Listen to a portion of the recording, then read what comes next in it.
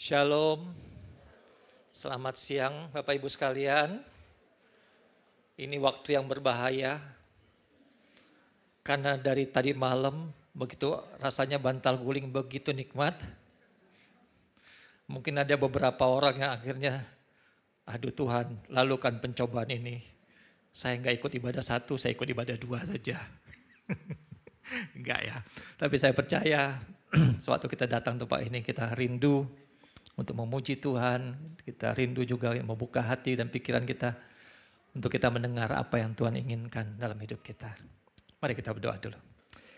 Terima kasih Tuhan, ini kami, tempat ini, Engkau yang sudah memberikan kekuatan dan kesehatan bagi tubuh kami. Kiranya juga Tuhan, Kau melimpahkan kami hikmat, pengertian Tuhan, supaya apapun firman-Mu yang berbicara, sungguh itu kami mau terima, kami mau tangkap, kami mau lakukan Tuhan dalam hidup kami.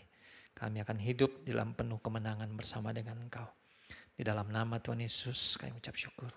Amin. Kita memasuki di minggu ketiga di tahun 2026. Tidak terasa ya, minggu ketiga. Sebelum masuk lebih jauh lagi, kita rindu untuk kita mengingat visi misi Abba Love Ministries. Bapak Ibu ingat? Waduh, langsung kayak ujian dulu, begitu masuk duduk ujian.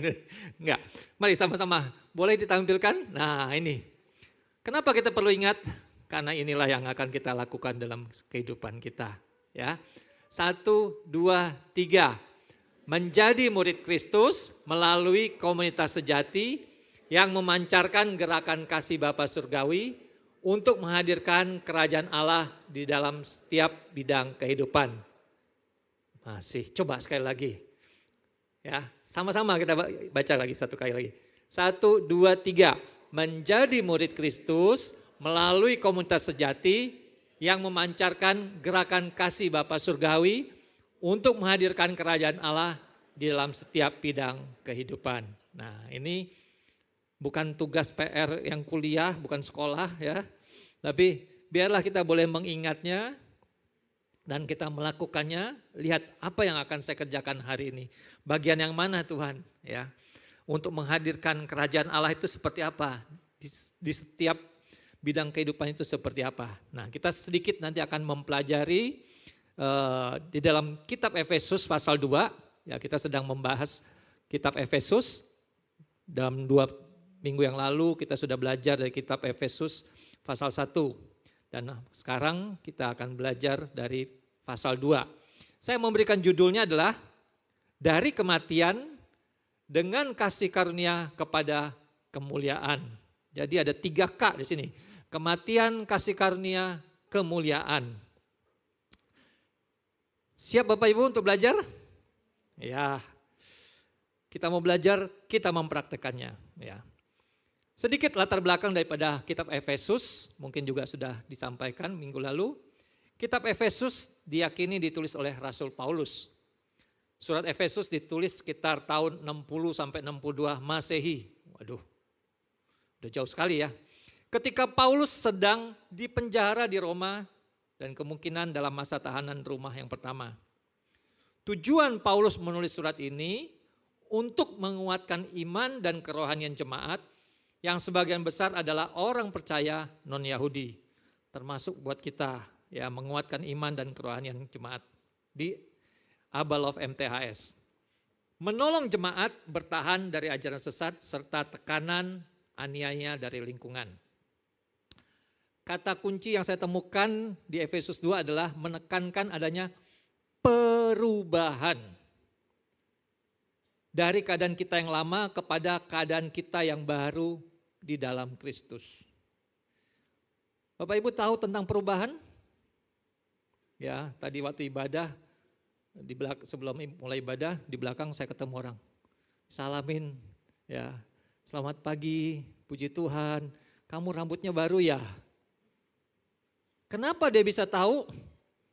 Ya, karena dia kemarin-kemarinnya dia tahu rambutnya yang lama. Masalahnya seringkali bapak-bapak sedikit buram matanya, termasuk saya. Istrinya sudah potong rambut, sudah muter-muter gitu, dia nggak tahu bahwa istrinya sudah berbeda. Dan itulah pemicu keributan yang pertama. Jadi bapak-bapak, nah kan mulai tunjukkan itu kan, kemarin rupanya ya, ada yang baru ya. Bagaimana kita bisa tahu ada perubahan yang baru kalau kita tahu ada yang lama, ada pembandingnya. Begitu juga nanti kita berbicara dalam Efesus 2 ini. Bagaimana perubahan itu terjadi enggak di dalam kehidupan kita? Apa kita yang lama dan bagaimana kita yang baru? Ya. Saya mencoba meringkas Efesus 2 ini dalam 4 bagian dan 4 kata kunci yang kebetulan dimulai semua dengan huruf K. Ya. Yaitu pertama adalah kematian, kedua adalah kasih karunia, yang ketiga adalah kemuliaan Allah, keempat adalah kawan sewarga atau keluarga Allah. Kita akan mulai daripada Efesus ayat 1 sampai 3 yaitu kematian. Ayat pertama saya bacakan buat saudara, Bapak Ibu, silakan menyimak ya. Kamu dahulu sudah mati karena pelanggaran-pelanggaran dan dosa-dosamu. Kamu hidup di dalamnya karena kamu mengikuti jalan dunia ini. Karena kamu mentaati penguasa kerajaan angkasa, yaitu roh yang sekarang sedang bekerja di antara orang-orang durhaka. Sebenarnya dahulu kami semua juga terhitung di antara mereka. Ketika kami hidup di dalam hawa nafsu daging dan menuruti kehendak daging dan pikiran kami yang jahat. Pada dasarnya kami adalah orang-orang yang harus dimurkai sama seperti mereka yang lain. Ya. Kata kuncinya adalah kematian atau grave. Pertanyaannya adalah siapa kita dahulu? Nah ini, kita perlu tahu siapa kita dahulu untuk kita bisa bandingkan dengan siapa kita sekarang. Kalau saya dahulu tidak berbeda dengan kita sekarang, saya sekarang berarti apa? Tidak terjadi perubahan. Nah, siapa kita dahulu? Dikatakan dahulu kita mati. Saudara tahu orang mati seperti apa? Ya, saudara mungkin bilang, saya belum mengalaminya. Maksudnya yang secara jasmani. Orang yang mati tidak dapat berbuat apa-apa untuk menolong dirinya. Oke, setuju? Sadarkah kita bahwa kita dahulu sudah mati atau mungkin sekarang pun ada yang masih mati? Ada yang bilang, enggak kok, saya enggak mati. Saya bisa makan, bisa minum, betul. Itu adalah secara jasmani. Yang dimaksud adalah kematian secara rohani. Rasul Paulus saat itu menulis surat kepada orang-orang yang sudah dihidupkan kembali oleh karya Kristus. Jadi orang-orang yang sudah diselamatkan pada saat itu. Ya. Orang yang mati tidak bisa menyelamatkan diri sendiri. Sebelum menerima Tuhan Yesus, kita secara rohani adalah mati. Mati dan tidak dapat berbuat apa-apa dan tidak tahu apa-apa. Akhir tahun yang lalu ya kami pergi ke Surabaya karena melayat daripada salah seorang saudara yang meninggal. Dia hamba Tuhan di salah satu gereja di sana. Dan sebelumnya setiap pagi jam 6 dia mengirimkan renungan 5 menit. Ada teksnya, ada juga baca ya, suara gitu ya. Dia kirimkan ke grup WA di dalam keluarga. Tapi ketika kami melayat ke rumah duka, ia terbaring di situ, tidak bisa berbicara lagi, tidak bisa melakukan apapun. Dan kami kehilangan renungan 5 menit setiap paginya. Itulah keadaan orang yang sudah meninggal atau sudah mati. Ya. Apa yang menyebabkan kematian rohani? Paulus menyebutkan penyebabnya adalah, tadi dikatakan apa? Karena pelanggaran-pelanggaran dan dosa-dosamu. Nah, karena pelanggaran dan dosa-dosa kita mengalami kematian rohani. Coba kita lihat, kata pelanggaran artinya, melanggar ini ya, artinya kita tahu ada larangan. Mungkin Bapak Ibu pernah lihat salah satu larangannya, coba boleh diklik. Nah, pernah lihat gambar itu? Pernah melakukannya atau melanggarnya? Ada yang bilang, saya pernah. Itu saya pikir dia pencet di situ. Ada gambar tangan itu kan? Saya pegang, saya dimarahin katanya. Do not touch katanya. Saya pikir dia pencet sana katanya. Atau lagi mungkin buang sampah. Suatu kita buang sampah, ya nggak masuk ke tempat sampahnya. Ya sudah, itu latihan katanya. Enggak. Ada lagi yang gambar nyebrang gitu ya, bukan nyebrang kali, saya nggak tahu penyeberangan atau apa. Pokoknya kayaknya gambar nggak boleh jalan apa di situ gitu ya. Itu semua adalah alasan. Sebenarnya kita tahu apa yang dimaksudkan. Pelanggaran adalah suatu kita mengatakan ini adalah boleh dilanggar. Hal ini berbicara tentang pemberontakan. Sebenarnya adalah dasarnya adalah pemberontakan. Suatu tadi pagi pun, suatu saya mau ke sini, wah udah buru-buru di perempatan lampu merah yang buat muter balik kan itu kan, hijau, set, pas di dekat ini sebelahnya merah. Tuhan ampuni aku Tuhan. Tapi sebenarnya saya tahu saya melanggar. Kenapa saya berani melanggar? Hah? Karena cuma lampu merah kita bilang kan. Enggak ada hukuman, betul? Bukan enggak ada hukuman, tidak terjadi penghukuman pada saat itu. Kecuali ada prit gitu kan. Nah kita sering kita melanggar tapi di sini ada nih. Kamu salah, betul? Tapi kita abaikan. Nah pelanggaran adalah seperti itu. Apa yang ada di pikiran kita saat itu? Ingin mencoba menunjukkan bahwa itu hanya tulisan, itu hanya gambar, tidak ada resikonya, tidak ada yang menjaganya. Itulah bentuk pemberontakan yang dimulai dalam pikiran kita. Sedangkan kata dosa dapat diartikan kita gagal mencapai tujuan sempurna Tuhan.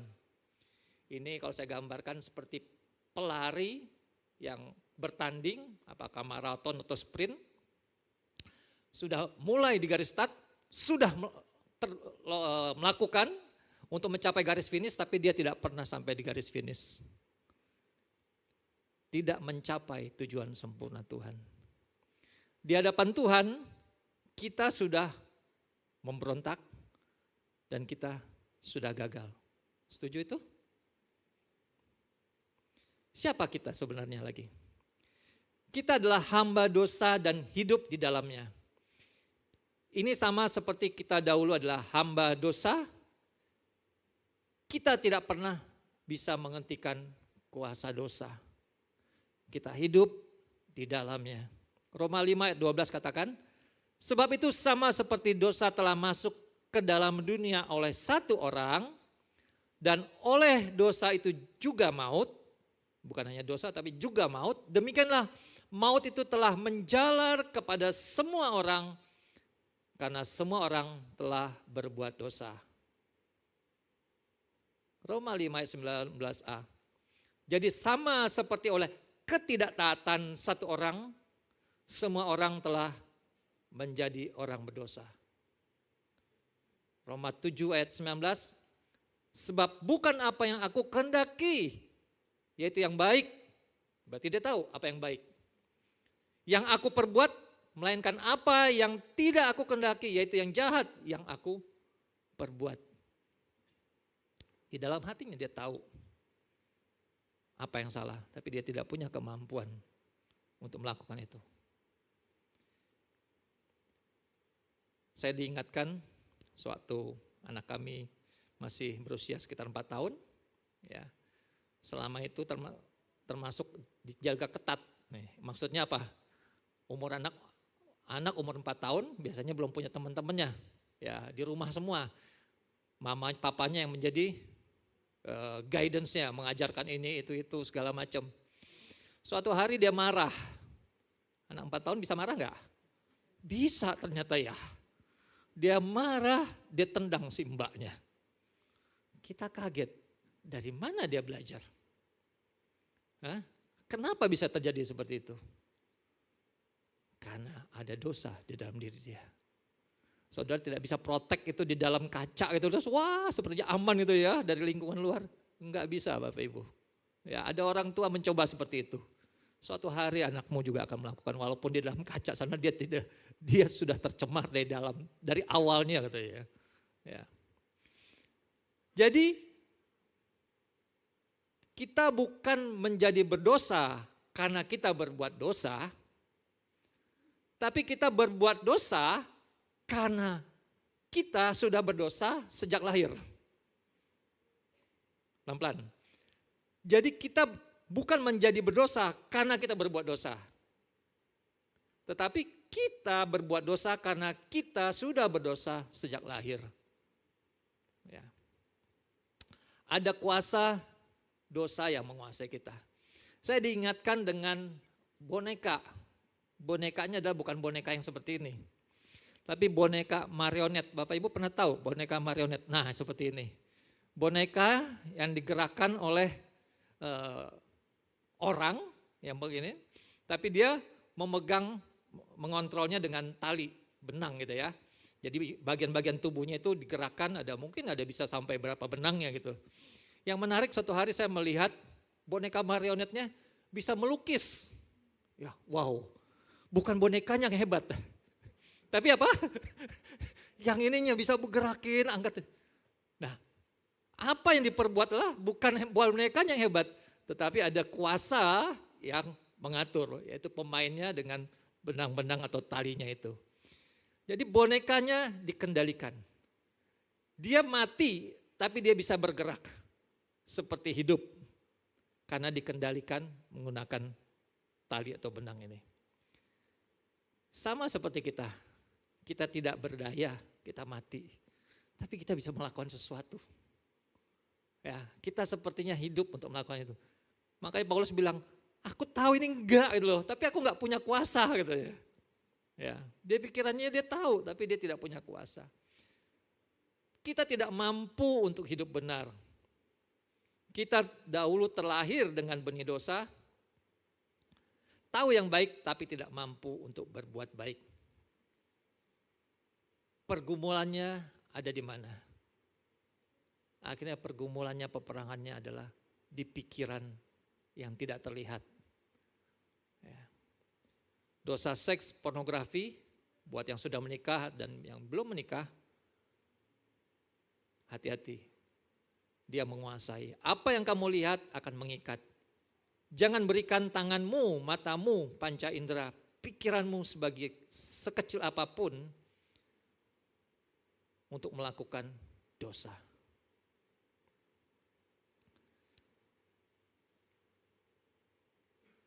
Akibat dosa apa? Harus dihukum. Roma 6 ayat 23a katakan, sebab upah dosa ialah maut. Tidak ada jalan keluarnya. Betul? Maksudnya harus dihukum. Paulus mengatakan bahwa dahulu dia pun sama seperti itu dan patut dimurkai. Tapi di ayat selanjutnya Paulus menjelaskan ada jalan keluar.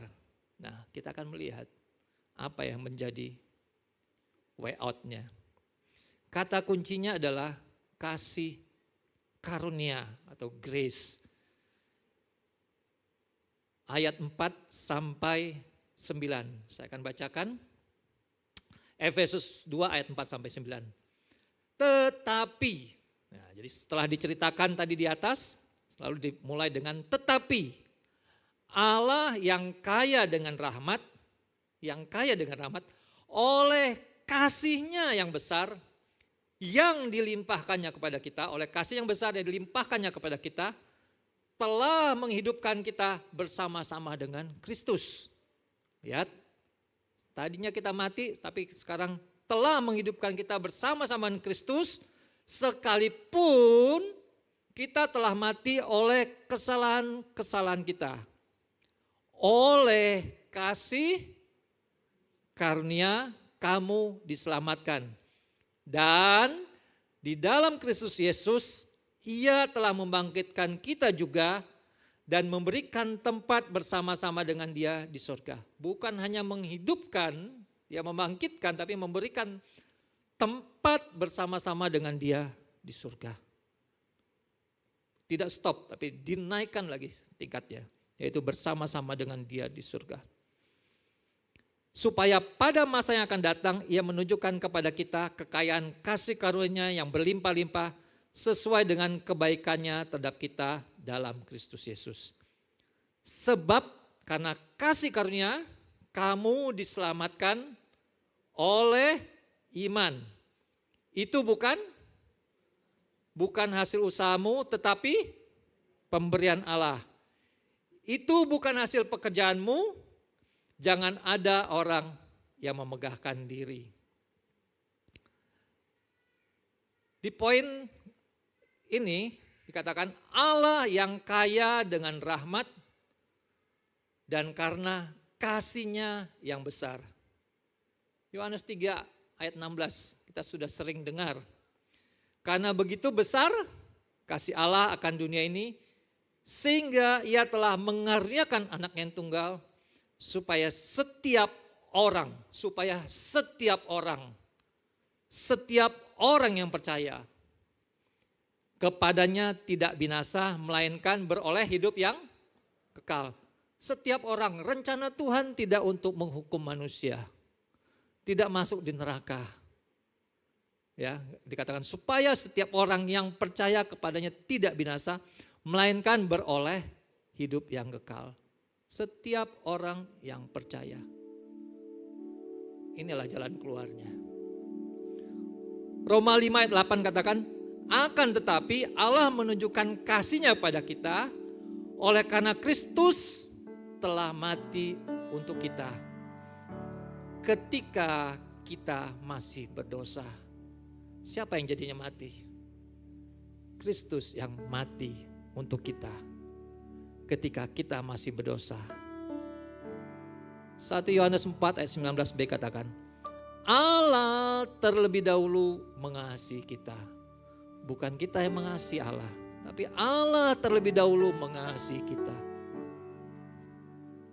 Dasarnya apa? Dasarnya adalah kasih agape Allah.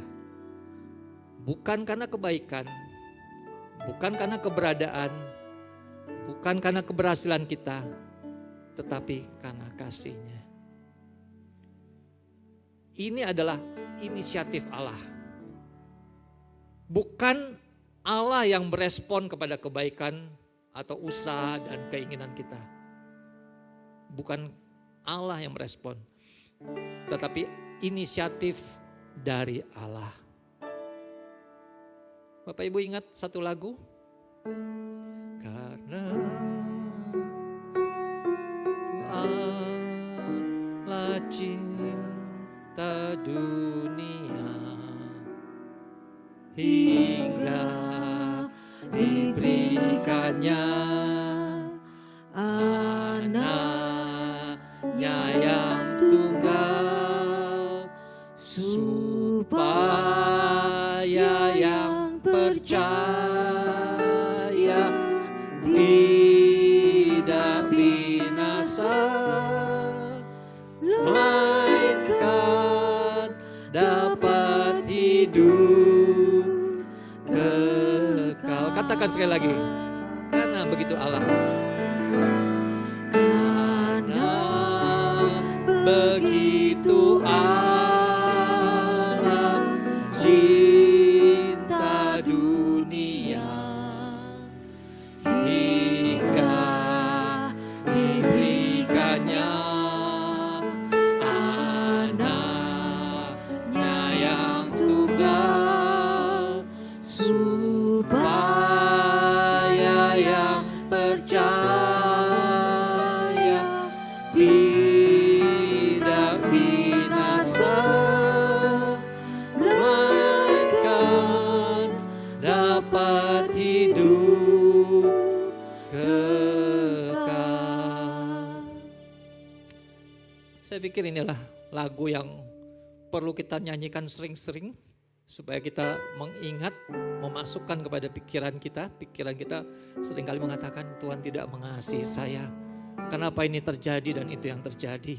Kenapa tidak seperti ini atau seperti itu? Tapi Tuhan mengasihi kita. Bapa mengasihi kita. Bukan merespon, tetapi Dia yang punya inisiatif untuk mengasihi kita. Berikutnya, poin berikutnya adalah menghidupkan kita bersama dengan Kristus. Kasih karunia menghidupkan kita bersama dengan Kristus. Memberikan kepada kita kehidupan yang sama sekali baru. Yang beda sama sekali. Ada damai, ada sukacita, ada kemenangan. Kita bisa berdoa, masuk kepada tahta kasih karunia. Pernah saudara berdoa dan menikmati tahta kasih karunia Tuhan? Kayaknya kita mungkin berdoanya enggak berbicara sesuatu tapi rasanya tenang aja. Dari dalam hati rasanya bisa, Tuhan Kau baik, Kau baik. Tahu-tahu terlintas semua kebaikan Tuhan. Terlintas semua kebaikan Tuhan yang Dia kerjakan. Ya. Dan memberikan hidup yang kekal. 2 Korintus 5 ayat 17 katakan, jadi siapa yang ada dalam Kristus, ia adalah ciptaan baru. Yang lama sudah berlalu, sesungguhnya yang baru sudah datang. Dan bukan hal yang memalukan kalau ada seorang pria walaupun badannya sebesar apa, tahu-tahu dia bisa menangis seperti anak kecil. Ya, apa yang bisa membuat dia seperti itu? Mungkin Bapak Ibu juga pernah mengalaminya, masih ingat kapan kejadiannya? Ya, saya percaya itu adalah momen yang tidak akan pernah hilang. Dan kita perlu mengingatnya apa? Karena makin lama semakin degradasi kayaknya. Ya, turun. Rasanya Tuhan baik apa enggak? Gitu. Tapi kalau kita mengingat itu, seolah-olah kita bisa ada kembali pada saat itu. Saya ingin kembali seperti itu lagi. Bisa menangis, nggak mau diam. Ya, udah. Ntar lu enak begini kok disuruh udahan gitu lah ya. Ya.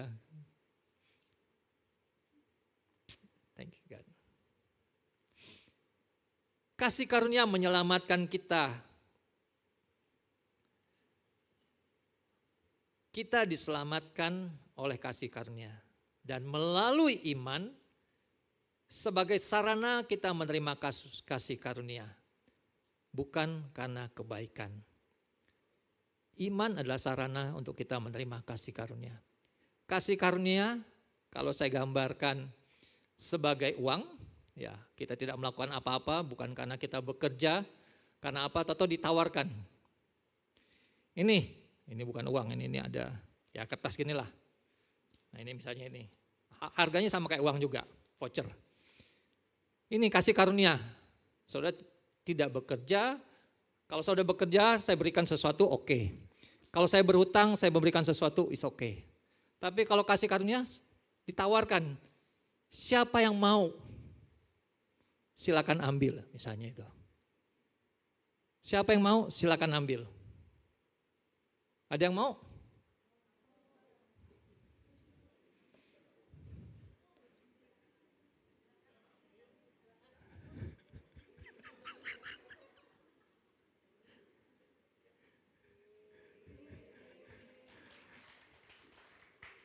Tadi suaranya kayaknya rame deh.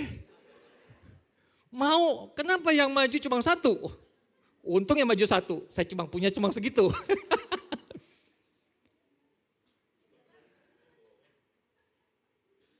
Masih tahun sampai 2027 kok itu. Saya udah cek. Kasih karunia seringkali kita hanya mengatakan, iya saya mau. Kita punya iman, tapi kita perlu tindakan iman itu. Bukan hanya, iya Tuhan, iya Tuhan. Nextnya apa? Actionnya apa? Kita dengar, kita merespon, tapi nextnya apa? Ya tadi seperti itu, banyak yang mau, tapi apa? Enggak pernah bertindak. Jadi yang salah siapa?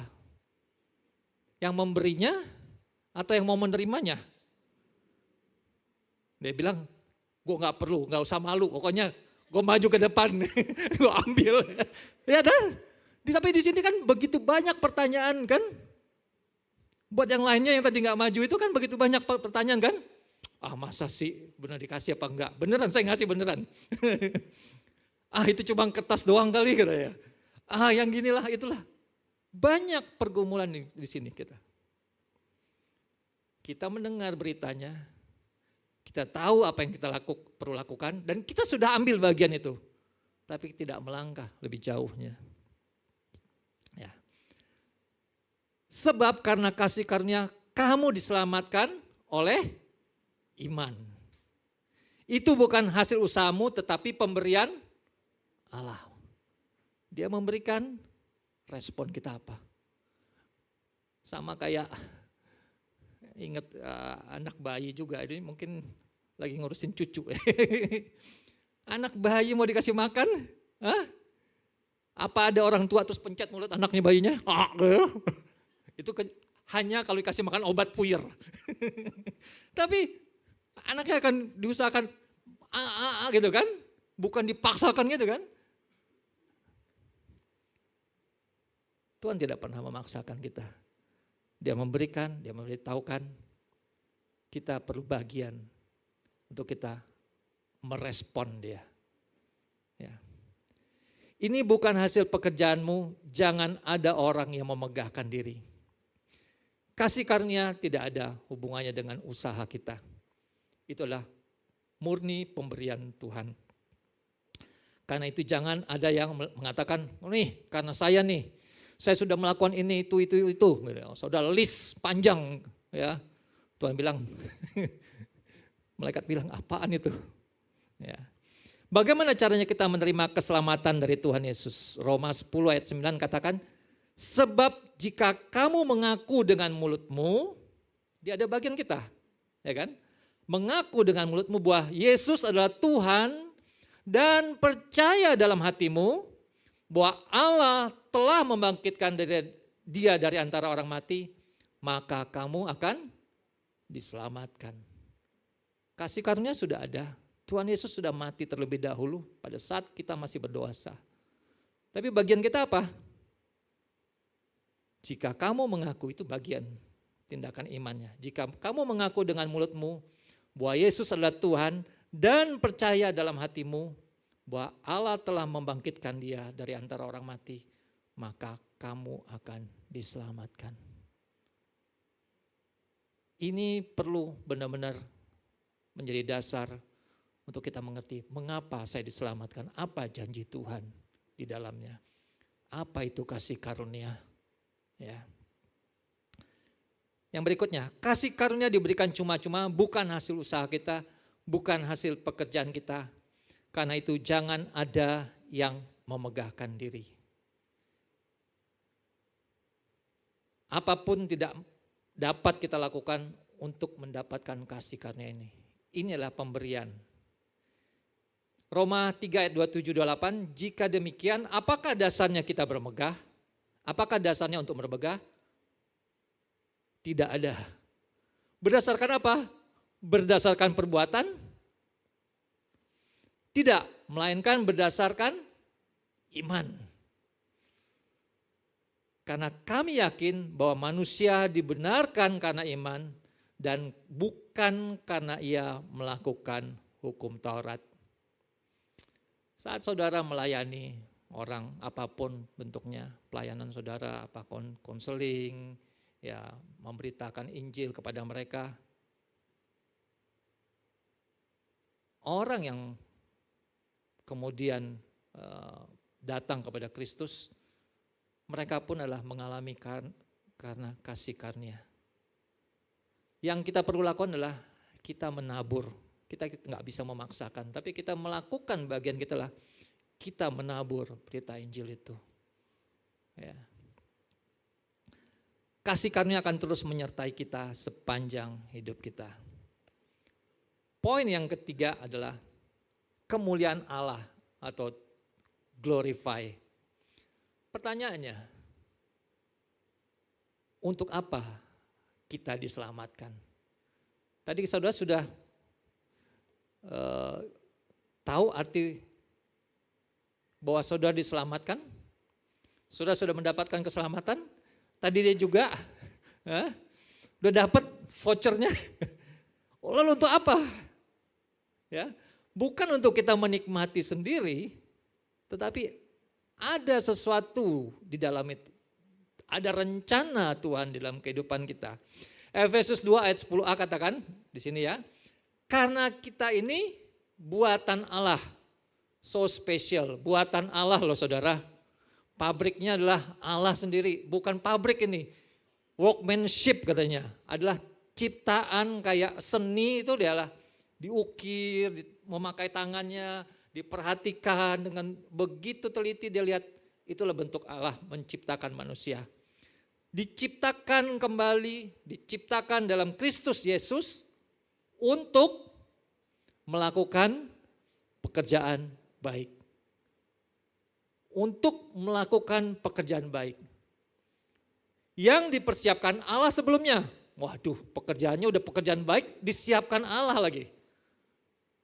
Berarti apa? Bagaimana kita bisa tahu ini untuk apa? Ya. Ia mau supaya kita hidup di dalamnya. Untuk mengerti apa rencana Allah, kita juga perlu tahu, ini kalau sesuatu dibuat, kita nggak tahu, bisa salah pakai kan? Atau kita tidak pernah bisa mendapatkan apa yang seharusnya terjadi. Ini peristiwa memalukan Bapak Ibu Saudara. Memalukan sebagai engineer, jangan ceritakan keluar. Tapi kepada Bapak Ibu saya harus terbuka. Ya kan, jujur kan? Kelihatannya pinter gitu kan, ternyata on juga. Jadi suatu hari mobilnya ganti, pakai yang katanya hybrid. Dikasih kunci, saya cari-cari lubang kuncinya di mana. Gak ketemu, itu kesalahan pertama. Habis itu saya tanya sama yang supir tuh, gimana nyalanya? Ini Pak pencet ini, saya pencet gak nyala-nyala juga tombolnya. Kenapa? Gak tahunya ada berikutnya lagi, mesti diinjek remnya dulu. Saya injek, saya pencet. Nyala lampunya, tapi gak ada suaranya. Saya gak berani keluarin itu mobil. Ini mobil bener apa enggak, nyala apa enggak gitu loh. Kok gak ada suaranya? Saya mundurin sedikit, saya bilang waduh kalau nanti gak bisa maju bagaimana? Gak jadi tutup pagar ini nih ya. Saya telepon itu yang nganterin, supir yang nganterin. Gak diangkat-angkat saudara. Tambah panik saya. Kenapa? Gara-gara beli mobil listrik. Hybrid, jadi gak bunyi. Saya tetap menganggap ada suaranya, mestinya mesinnya kan ada nih. Mesinnya mogok ini gak bunyi katanya. Nah, jadi saya gak tahu, walaupun saya engineer, dan itulah kebodohannya. Jadi mesti nanya yang bukan yang menciptakannya, kebetulan informasi itu diberikan kepada supirnya katanya. Tapi siapa penciptanya? Dia harus berikan ini instruksinya, lakukan ini. Siapa yang menciptakan saudara? Apa yang rencana yang si pencipta itu berikan buat saudara? Karena kita ini buatan Allah, diciptakan dalam Kristus Yesus untuk melakukan pekerjaan baik. Sudah menemukan gak pekerjaan baik saudara yang direncanakan Tuhan? Yang dipersiapkan Allah sebelumnya. Ia mau supaya kita hidup di dalamnya. Kita ini mahakarya Allah loh. Suatu yang spesial loh dalam Tuhan. Ya. Bila kita menyadari kita menerima kasih karunia, respon kita apa? Kalau kita tahu bahwa kita, wow, so special ini, gitu ya. Kita apa respon kita seharusnya? Seharusnya kita bersyukur. Bukan bersungut-sungut. Terima kasih Tuhan. Saya spesial loh. Karya spesial, masterpiece-nya dia. Masterpiece kan saudara? Enggak ada yang sama kan? Masterpiece itu maksudnya cuma satu-satunya itu. So special. Dan kita bisa mengucap syukur. Tuhan, saya mengucap syukur untuk apa yang Kau kerjakan dalam hidup saya. Saya mengucap syukur saya punya keluarga, saya mengucap syukur saya ada dalam komunitas, saya mengucap syukur saya punya orang tua seperti ini. Saya mengucap syukur, banyak hal saya bisa mengucap syukur. Karena Tuhan sudah siapkan semuanya untuk kita melakukan pekerjaan baik. Baik dalam pekerjaan kita, baik dalam komunitas, baik dalam keluarga kita. Poin ketiga, pekerjaan baik itu apa sih? Pekerjaan baik adalah yang mencerminkan identitas baru kita di dalam Kristus. Mencerminkan identitas baru kita di dalam Kristus. Yang dilakukan setiap saat sebagai gaya hidup. Bukan sekali-sekali. Ini adalah refleksi karakter Tuhan. Keluar sebagai apa yang disebut dalam Galatia 5 ayat 22, tetapi buah roh ialah kasih. Adakah kita punya kasih? Sukacita. Jangan ketawa terus saudara. Bukan, tapi sukacita ada dalam hatinya. Damai sejahtera. Ada damai sejahtera enggak? Kita khawatirnya banyak apa enggak? Lebih banyak khawatirnya daripada damainya. Ya kan? Apalagi kalau dengar berita ini, berita itu, wah ada. Ya. Kesabaran, ada bertambah sabar apa enggak? Kayaknya ini ujian-ujian yang sampai sekarang. Dulu ya nggak tahu, walaupun 30 tahun menikah, dulu rasanya sabar deh saya. Nunggu 5 menit masih oke. Sekarang kalau udah mau berangkat ke gereja, saya udah di mobil kok istri saya nggak keluar-keluar ya. Itu ujian kesabaran. Sampai pengen pencet apa? Pengen pencet klakson gitu loh. Tin gitu. Ya, itu salah satunya. Berubah enggak? Menjadi lebih sabar enggak kitanya? Ya, di jalan terutama juga. Di sini sih aman-aman semua. Ya, saya ngeliat baik-baik semua. Saya nggak tahu kalau dipasangin dashcam di mobilnya itu. Pada modelnya kayak apa gitu loh, ya. Makanya ada yang bilang saya nggak mau tempel stiker di belakangnya, Abah Love nggak mau, ketahuan nanti. Ya. Tetapi kalau hidup kita dipimpin Roh Kudus, ini terjemahan yang lain dikatakan Galatia 5 ayat 22 dalam versi yang lain. Tetapi kalau hidup kita dipimpin Roh Kudus, hal itu pasti tampak lewat cara hidup kita yang saling mengasihi, bersukacita, damai, sabar dalam kesusahan, murah hati, suka menolong sesama, menepati janji. Nanti coba Bapak Ibu lihat apakah sudah berubah ke arah sini. Ya. Menepati janji. Jam Indonesia jam karet. Ya. Alasannya banyak aja. Saya bilang belajar untuk kita tidak memberikan alasan. Tapi kita mempersiapkan sebaik mungkin. Ya. Mencari alasan adalah melemparkan kesalahan kepada orang lain tadi. Seorang yang sudah diselamatkan harus menggunakan syukurnya untuk memuliakan Tuhan dengan perbuatan yang baik. Segala kemuliaan hanya bagi Allah. Poin yang terakhir, poin keempat. Kawan sewarga atau keluarga Allah. God's fellow citizen. Ini agak panjang ayatnya, tapi saya tidak akan membacakan semua. Saudara bisa baca nanti untuk perenungan. Tapi saya akan baca beberapa ayat. Pertanyaannya adalah, mengapa tidak ada perbedaan dalam keluarga Allah? Ayat 13, tetapi sekarang di dalam Kristus Yesus, kamu yang dahulu jauh sudah menjadi dekat oleh darah Kristus. Ayat 14, karena dialah damai sejahtera kita yang telah mempersatukan kedua pihak dan yang telah merubuhkan tembok pemisah, yaitu perseteruan. Demikianlah kamu bukan lagi orang asing dan pendatang, melainkan kawan sewarga dari orang-orang kudus dan anggota-anggota keluarga Allah. Kita adalah kawan sewarga di dalam Kristus. Sudah pernah mengalaminya? Saya berapa kali pergi ke gereja yang lain, bukan ke Abalov, karena ke Abalov tidak ada di seluruh dunia ya. Adanya gereja Tuhan Yesus semua, tubuh Kristus yang ada. Setiap saya sampai sana, saya merasa diterima sebagai satu keluarga. Dia nggak tanya denominasinya apa, ya. Saya merasakan itu. Bisa nggak kita membuat orang lain juga bisa merasakan Kristus? Tidak ada tembok-tembok pemisah. Ya, kita adalah keluarganya Allah.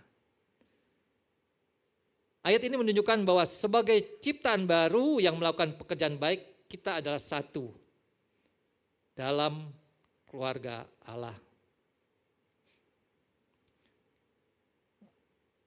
Dunia menciptakan kelas-kelas, bukan kelas sekolahan saudara Bapak Ibu.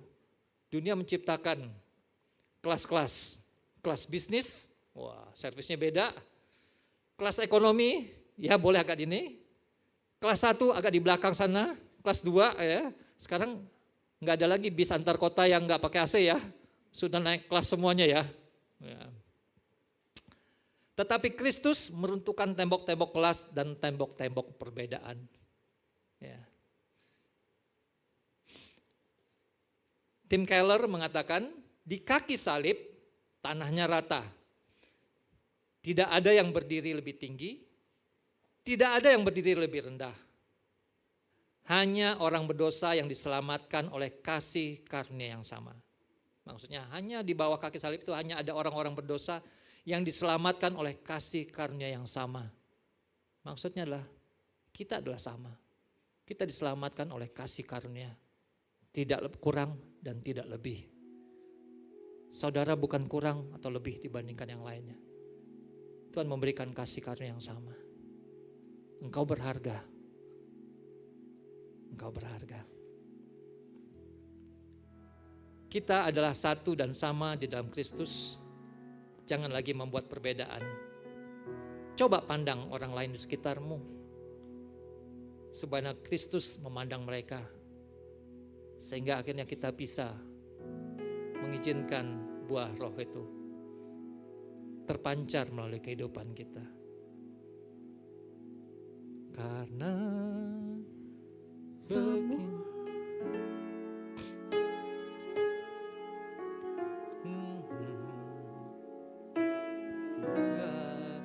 Diberikannya anaknya yang tunggal supaya yang percaya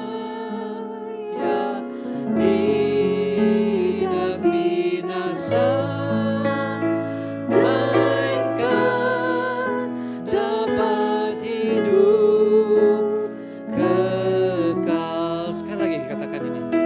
Katakan dengan iman saudara dan ucapan syukur. Begitu Allah cinta dunia hingga diberikannya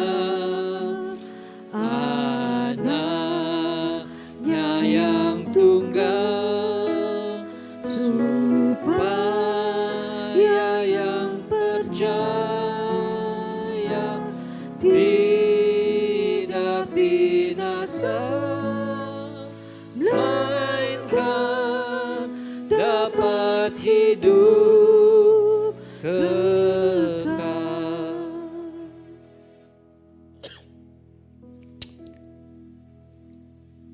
Bapak Ibu yang terkasih dalam Tuhan Yesus,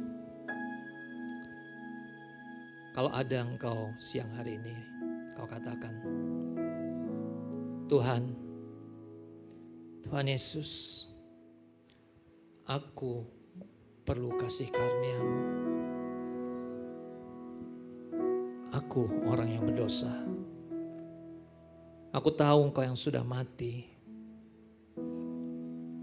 Dan Engkau mencucurkan darah-Mu untuk membayar setiap dosa-dosaku. Kalau engkau belum pernah menerima Tuhan Yesus sebagai Tuhan dalam hidupmu, terimalah kasih karunia-Nya. Siang hari ini bilang kau katakan, Tuhan, aku mau terima kasih karunia. Aku mau melangkah dengan iman, aku mau bertindak, mengakui Engkau Tuhan sebagai Tuhan dan Juru Selamatku. Kalau ada di tempat dalam ruangan ini, kau boleh angkat tangan. Yes Lord. Mari Bapak Ibu, kita mau berdoa bersama. Kau yang angkat tangan, katakan kepada, ikuti saya.